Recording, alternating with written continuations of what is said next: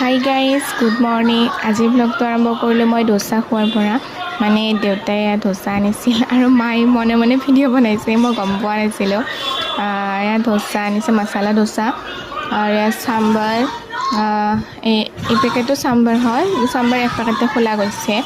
আৰু ইয়াত চাটনি দিছে, জ্বলা চাটনি আৰু নাৰিকলৰ চাটনিও দুই পেকেট দিছে। তো আমি মৰ্ণিং ডোচা খালোঁ। তাৰপিছত মায়ে মাছ ভাজি আছে আৰু চব্জিও কাটি আছে। চব্জি মানে মই পিছত কাটি দিলোঁ, মায়ে মোক দেখাই দিছে মানে কেনেকৈ কাটিব লাগে। তাৰপিছত মই চব্জি কাটিছোঁ মানে মাছৰ আঞ্জা বনাবৰ কাৰণে।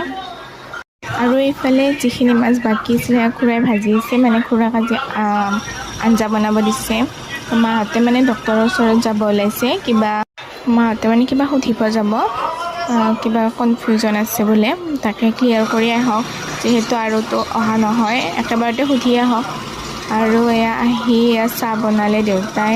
মানে চাহখিনি গাইজ ময়ে বহাইছিলোঁ, কিন্তু দেউতাই আহি আকৌ মানে সহায় কৰি দিলে। সেয়াই আৰু মিলি জুলি বনালে হ'ল। মোৰ মাছ পিচ ওলাওঁতে ভাঙি গ'ল গাইজ, এইটো ইগনৰ মাৰিব। তো এইটো আছিল ডে 4 পাৰ্ট